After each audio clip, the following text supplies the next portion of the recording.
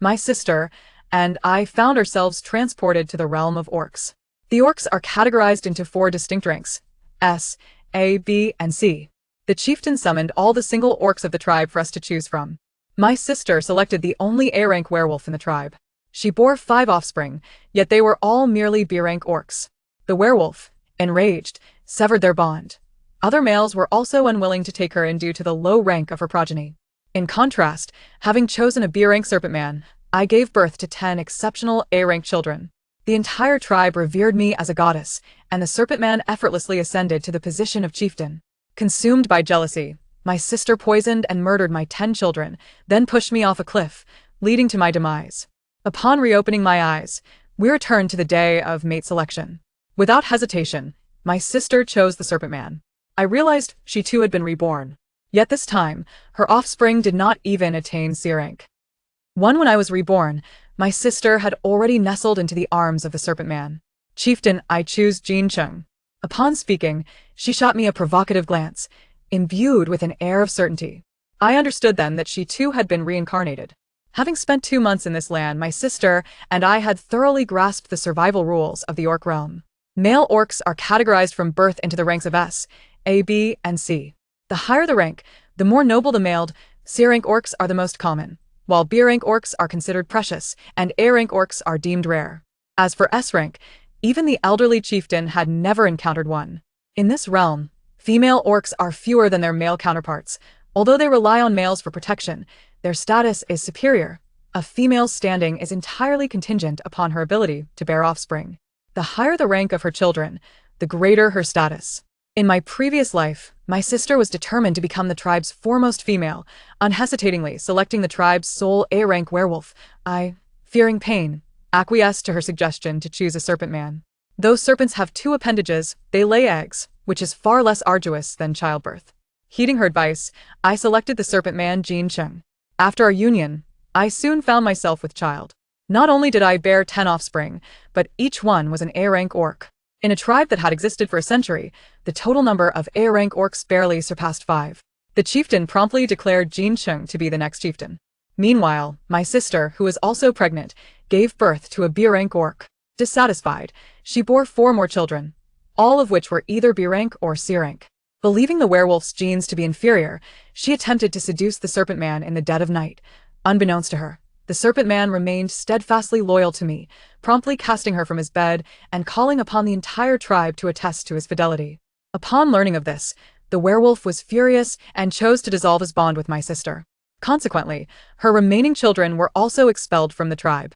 Without male protection, it became exceedingly difficult for a female to survive in this harsh environment. Within a month, all of my sister's children perished from starvation. During this time, she began scheming to seduce the C-rank orcs, hoping to forge new bonds and regain her place in the tribe. However, despite the primitive lifestyle, the inhabitants were unwilling to accept a female with such a tarnished reputation. They were only willing to mate with her, not to form a bond.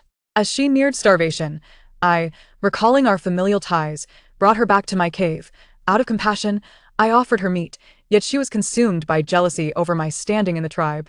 In a public display, she brutally severed the heads of my 10 serpent offspring and cast me down the cliff.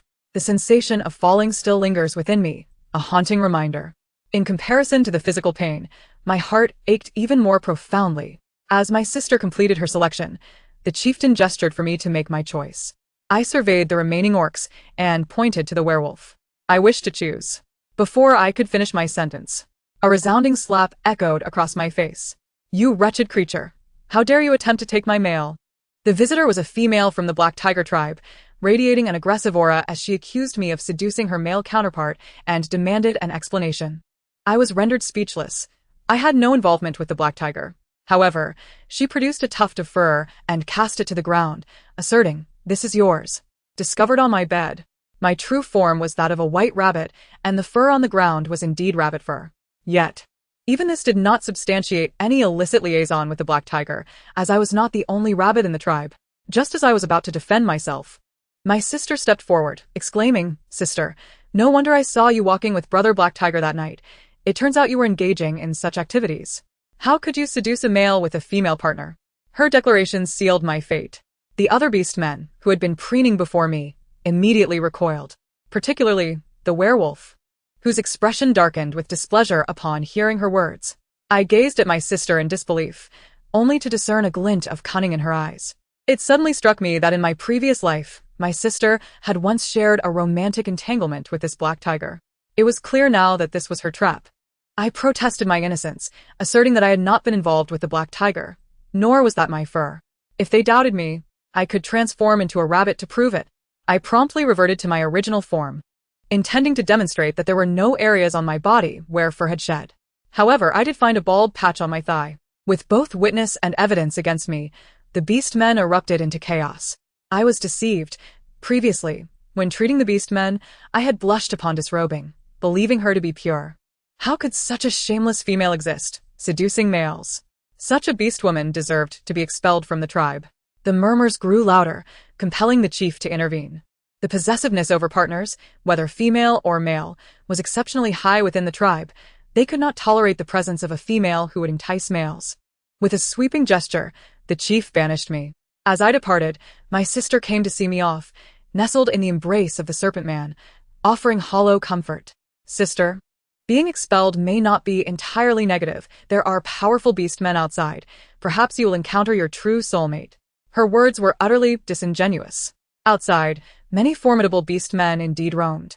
But they were often the deranged outcasts of various tribes, preying not only on wild beasts, but also on beast people.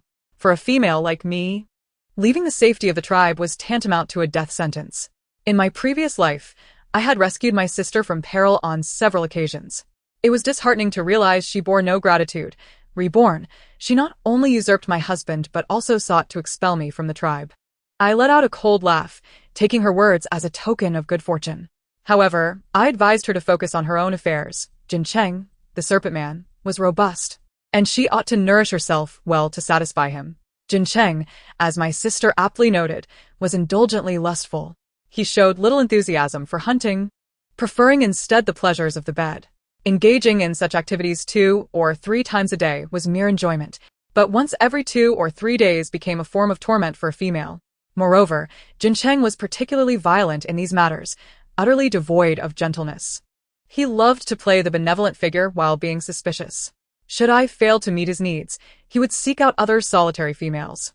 Yet, if females from our tribe approached him, he would don the effet of a paragon of virtue. After all, he lacked any real prowess, and would struggle to find sustenance outside the tribe. The mere thought of it sent chills down my spine, and pain coursing through my body. My sister believed she had acquired a treasure, unaware that Jin Cheng was rotten to the core. Peishi, you've been expelled from the tribe. What is there to be smug about? Upon hearing my words, my sister's expression soured instantly. In this lifetime, I will make you witness how I ascend to become the tribe's goddess. With that, she eagerly returned to the serpent man's side, their lascivious laughter sending shivers down my spine. As I stepped outside the tribe, I encountered a leopard.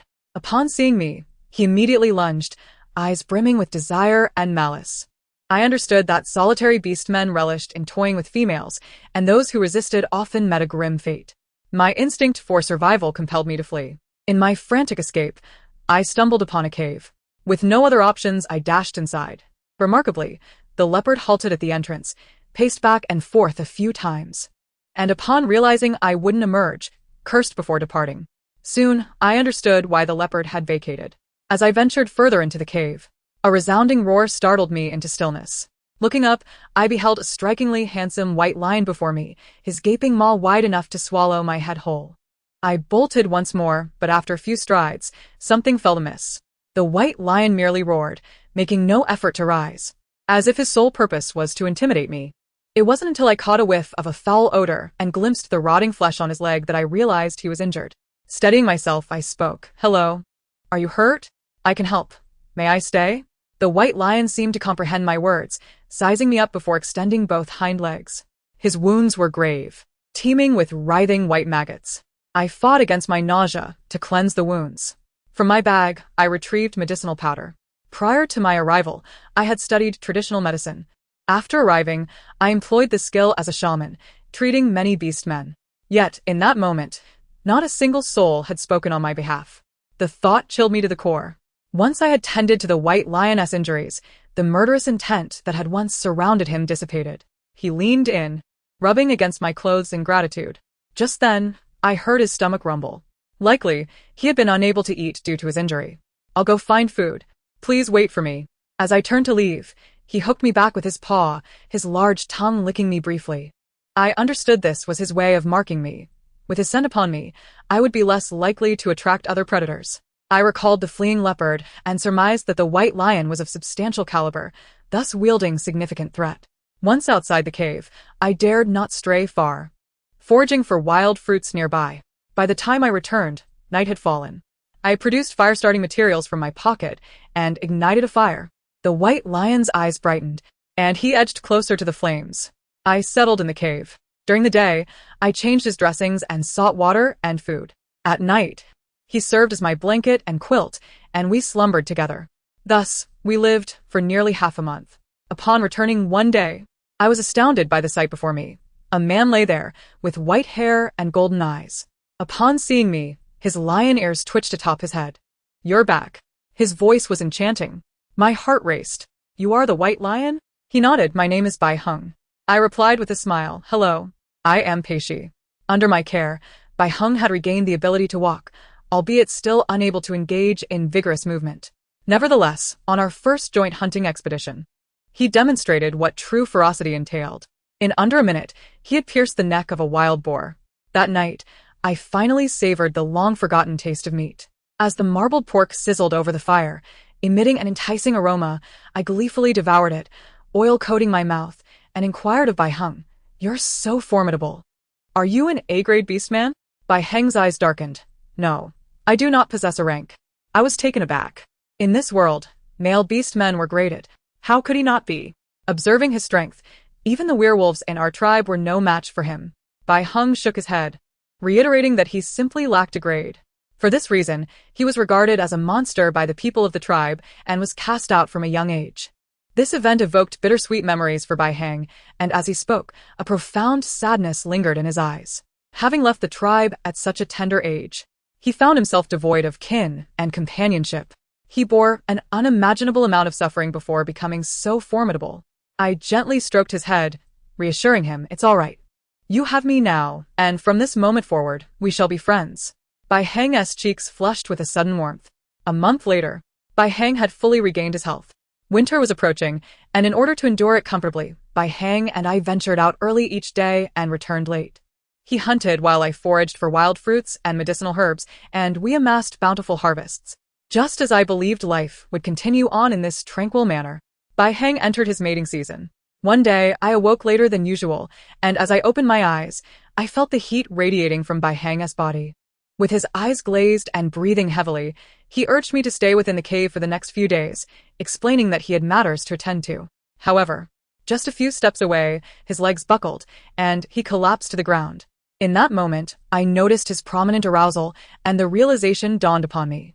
Each beastman possesses a distinct mating cycle, during which their primal instincts surpass their human form. Despite reaching his limits of restraint, he comforted me upon seeing my stunned expression. "Do not be afraid. I will not harm you. I will handle this myself." His struggle was a battle against his own body, with veins standing out on his temples, and a low growl emanating from his throat. Witnessing his plight, my heart ached. I stepped closer, crouching down, and asked softly, "Bai Heng, do you find me repulsive?" "How could I?" he replied. I cupped his face in my hands and kissed him tenderly. When Bai Heng's hand found its way to me, I still felt apprehensive.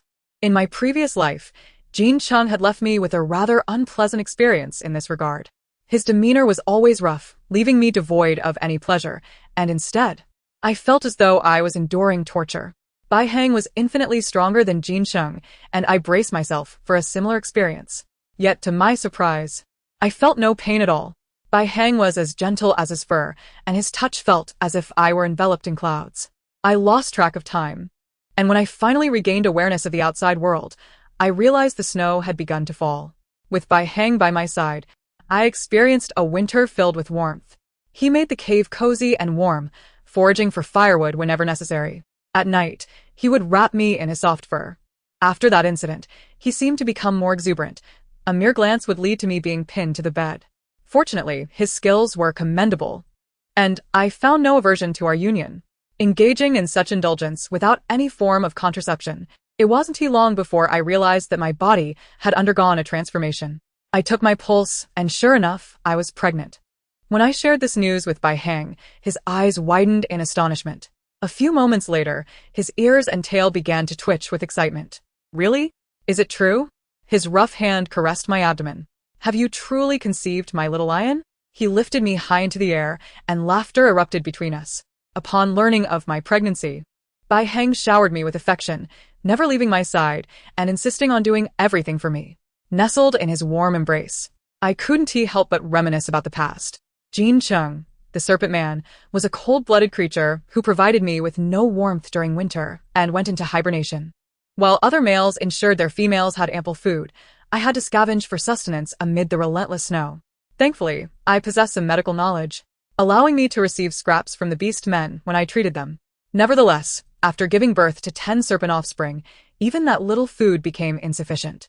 Jin Chung, being a mature serpent, could survive the winter on his fat reserves, but the serpent younglings required copious amounts of food. For their sake, I sometimes ventured outside the tribe. However, as a fragile rabbit, I dared not wander far and could only gather small rodents or wild fruits to bring back.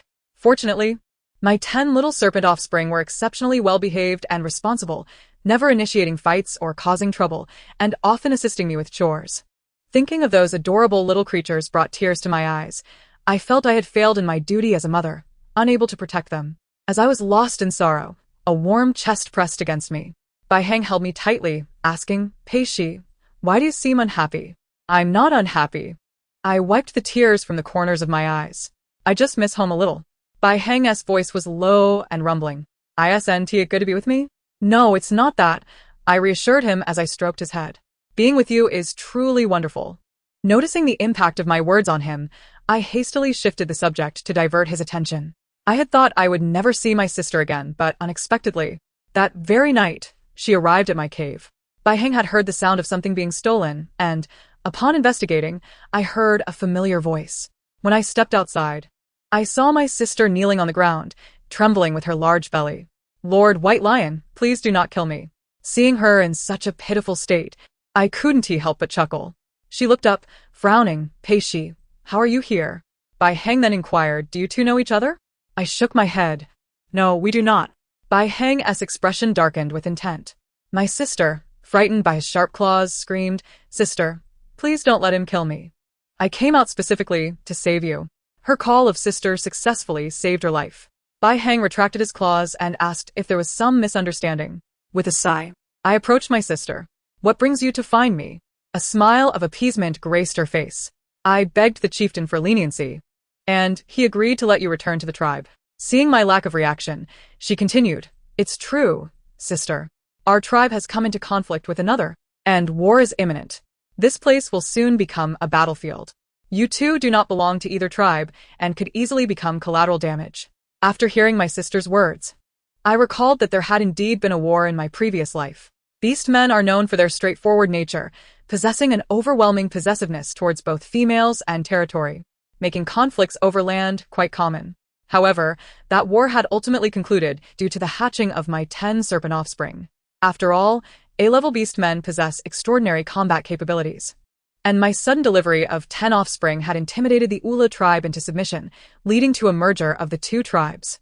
The Ula tribe had a powerful shaman who declared me a divine maiden gifted to the tribe by the beast god. However, I had no intention of heeding my sister's suggestion. Bai Heng and I were living well together. There was no need to return to the tribe. I firmly declined. Yet my sister, seeing through my resolve, exclaimed, "Sister, you are pregnant, aren't you? If not for yourself, think of the child. You can wander for a time. But must you wander for a lifetime? You believe you are free from the tribe, but what will happen to your children in the future?" Her words struck a chord deep within me. In this world of survival of the fittest, even a creature as formidable as Bai Heng had come perilously close to death in the cave. What would happen when our child was born? But Bai Heng, having been abandoned by his own tribe, would he be willing to return to such an environment? I looked at Bai Heng, and he seemed to understand my thoughts. He approached and took my hand, saying, "Then let us go back." After I agreed to my sister, she sighed in relief and asked, "Sister, is there anything to eat?" The sight of her devouring her food was like witnessing someone who hadn't eaten in centuries. My sister's belly was large, yet her limbs were slender. suggesting she had suffered greatly during this time. It was no surprise. Jin Chung had likely begun his hibernation. Such a lazy creature would never venture out unless pushed to the brink. After finishing her meal, my sister lay down outside the cave to rest. As usual, Bai Heng cradled me in his arms. My sister cast a fleeting glance in my direction, her eyes brimming with envy. In the dead of night, I rose to visit the restroom and overheard her cursing me with her back turned. Damn it, how is it that she still eats so well in this life? What's so impressive about marrying a worthless wretch without any status? She caressed her belly, murmuring, "Dear little ones, do hurry forth, so that mother need not endure such grievances." To this day, I remain perplexed by the source of my sister's animosity towards me. We are twins, orphaned by a tragic accident that claimed our parents before we entered this world, leaving us to rely solely on one another. I have always remembered our parents' teachings, which implored me, as the elder sister, to take good care of my younger sibling. Thus, I endeavored to accommodate her every whim, only to find that this kindness fostered a sense of entitlement within her. She came to believe that I was obliged to provide her with the finest of everything, that I was to serve as her subordinate, unworthy of any good fortune myself. Upon returning to the tribe, it became evident why my sister had gone to such lengths to bring me back. Her time of delivery was imminent, and she feared the prospect of perishing during childbirth, seeking my assistance to ensure a safe delivery. After all, in our previous life, she had borne 5 children, 3 of whom were delivered through my aid. Additionally, she wished for me to witness her giving birth to 10 A-grade beast men, to behold her ascend to the highest echelons of the tribe. Life upon our return to the tribe proved arduous. Despite my companionship with Bai Heng, many females still harbored hostility towards me. They were averse to my proximity to their beast men, forcing me to confine myself to the cave. I found myself isolated, while my sister, armed with the foresight granted by her previous life, accurately predicted several significant events and weather patterns, thereby earning the adoration and elevated status among our kin. She proclaimed herself a priestess sent by the beast god, bearing only A-grade beast men, a claim that was met with unwavering belief from all. However, the tranquility was shattered with the onset of war. Bai Heng was thrust into battle, and it was revealed that his bite force surpassed that of even A-grade werewolves, along with a strength that far exceeded theirs. In a realm where power dictated everything, his extraordinary prowess, devoid of any rank, incited jealousy among the werewolves, who conspired with other tribesmen to torment him, leaving him to confront the traps laid by the Ula tribe alone. It was only after Bai Heng sustained grave injuries that I learned of this betrayal. Enraged, I sought to confront the chief for retribution. "It's nothing, she. Bai Heng replied nonchalantly. "Even so, they couldn't possibly best me." I returned unscathed, didn't I? As I gazed upon his wounds, tears welled in my eyes. Bai Heng, "I am so sorry. I should never have brought you back here. This place is not suitable for you. Let us return to our own cave." no, once. He insisted, urgency lacing his voice. "If we go back to the cave, you will long for home. We shall remain here. As long as you and the child are well, I can endure their bullying." A pang of sorrow shot through my heart.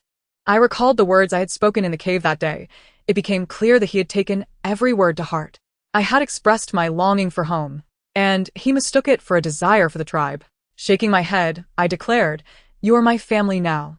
Let us return to our cave and live our own little lives together." Just as I convinced Bai Heng to leave with me, a female rushed over to inform me.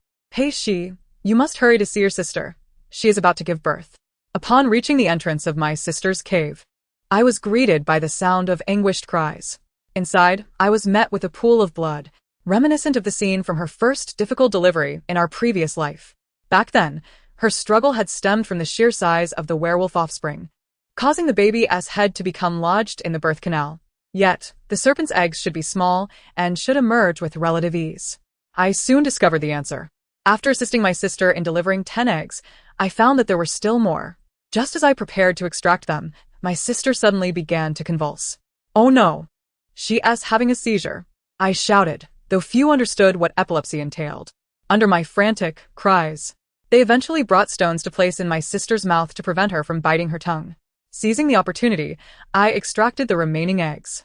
I counted a total of 20. Once finished, my sister lapsed into unconsciousness.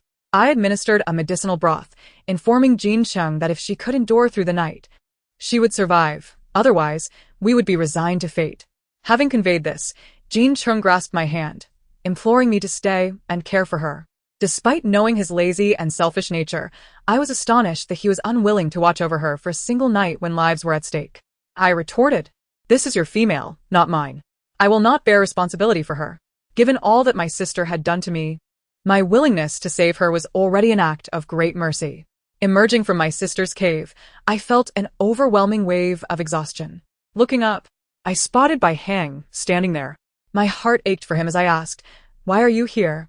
You should be resting in the cave with those serious injuries." He enveloped me in his arms, his voice hoarse. "Pei Shi, we are not leaving. We will stay here." Just as I began to inquire why, I felt something wet on my shoulder. Pulling Bai Hang back to the cave, I pressed him for answers, yet he only wept louder. It was then that I realized Bai Hang had overheard everything outside my sister's cave. He had been unaware of the terrifying nature of childbirth for females. He feared returning me home, worried that if I were to give birth, no one would come to my aid. My heart swelled with emotion, tears streaming down my cheeks. Bai Hang, not every female experiences childbirth like Pei Huan. Perhaps my delivery will be quite easy. Then I shall not leave, Bai Hang insisted. Even if there is a 1% chance, I will not allow you to suffer. This matter weighed heavily on Bai Hang. He was terrified that I might face complications during childbirth without anyone to assist me. He became increasingly humble within the tribe, sharing his hunts with everyone. And when others bullied him, he merely smiled in response. The once carefree Bai Hang was now compelled to act in such a manner solely for my sake. I felt a blend of gratitude and sorrow, questioning what merit I possessed to have found such a noble male. The next day, my sister awakened. The serpent eggs took time to hatch. She vigilantly guarded the eggs, dragging most of the tribe's beast men to witness the spectacle, claiming that all 20 of them were A-grade serpent men. While many regarded her claims with skepticism, they could not dismiss her previous prophecies, which lent her assertions an air of credibility. In an instant, her status soared even higher. Due to Bai Hang's relentless efforts on the battlefield, the war soon came to a halt. The Ula tribe sent envoys to negotiate peace, expressing their willingness to merge with our tribe. On the day when their chief and shaman arrived, before they could finish their discussion, someone rushed in with news. "Chief, come quickly. Jean Cheng's 20 serpent eggs are about to hatch." At this proclamation, the interest in territorial negotiations waned, for even the Ula tribe had heard of the divine woman from the Yua tribe who had birthed 20 A-grade serpent men. A throng surged towards my sister's cave, filling it to capacity. Even the chief squeezed inside, just in time to witness the first serpent hatch from its egg, an adorable little black serpent.